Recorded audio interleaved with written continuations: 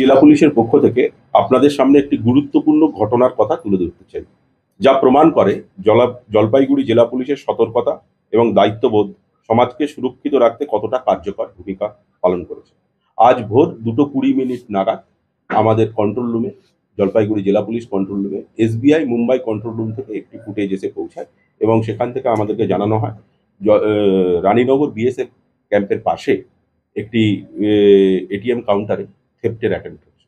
সঙ্গে সঙ্গে control room আমাদের জলপাইগুড়ি জেলা পুলিশের কোতোয়ালি যে নাইট আরটি অফিসার তাকে ওখানে ডাইরেক্ট করে এবং সঙ্গে সঙ্গে অন্যান্য থানার নাইট আরটি অফিসারদের অ্যালার্ট করে এবং SP স্যারের নির্দেশনায় IC Kotwali, IC Rajganj, additional SP rural এবং আরও অনেক অফিসার ওখানে পৌঁছে যায় এবং পৌঁছে গিয়ে দেখা যায় আমাদের যে আরটি ভেহিকেল পৌঁছায় তারা গিয়ে দেখে ওই ATM কাউন্টারের সামনে দুটি মোটরসাইকেল, একটি গ্যাস সিলিন্ডার এবং দুজন লোক সেখান থেকে পালিয়ে যাচ্ছে। সঙ্গে সঙ্গে আমাদের যিনি অফিসার ছিলেন ASI বিশাল ছেত্রী এবং ASI মনিরাম রয়, তারা দুজন ওনাদেরকে চেস শুরু করেন। চেস করে একজনকে ধরতে সক্ষম হয়।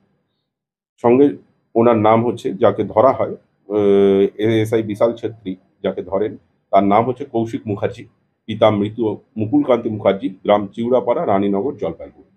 এবং ধরা পড়ার সঙ্গে সঙ্গে তাকে জেরা করা হয় এবং জেরা করে আরও একজনকে, যে ওখানে যে অফিসাররা ছিলেন, additional SP Dhupguri, IC Rajganj, IC Kotwali, IC traffic Kotwali এবং আরেকজন ইন্সপেক্টর আমাদের সার্কিট বেঞ্চ ওখানে ছিলেন এবং অন্যান্য অফিসাররাও ছিলেন। তারা ধাওয়া করে আরেকজনকে আটক করা হয়। তার নাম প্রতীক সরকার, পিতা রবি সরকার, গ্রাম শুকুরপাড়া, রানীনগর, থানা কোতোয়ালি, জলপাইগুড়ি। এই ঘটনায় কোতোয়ালি থানায় একটি ATM চুরির প্রচেষ্টার এবং একটি নির্দিষ্ট মামলা রুজু করা হয়েছে এবং তদন্ত চলমান এবং তদন্তে উঠে এসছে যারা ATM থেফট করেছিল তারা কোনো মতেই ATM এর ঢাকনাটি ভেঙেছিল, ATM এর ক্যাশ বক্স বা ক্যাশ ভল্ট ভাঙতে পারেনি এবং ATM থেকে কিছু চুরিও যায়নি। পুলিশের এই দ্রুত পদক্ষেপ সাধারণ মানুষের সম্পদ রক্ষা এবং সমাজের নিরাপত্তা বজায় রাখার একটি বাস্তব চেষ্টা। এটুকুই বলা। এদের সাথে কি কোনো আগের কোনো ATM ক্ষেত্রে কোনো, সেটা এখন তো তদন্ত চলছে, তদন্তের খাতিরে এখনই বলা যাবে না। এদেরকে আজকে কোর্টে তোলা হবে এবং রিমান্ডে নেওয়া হবে। তারপর এদের সঙ্গে আমরা তদন্তের কাজ চালিয়ে যাব।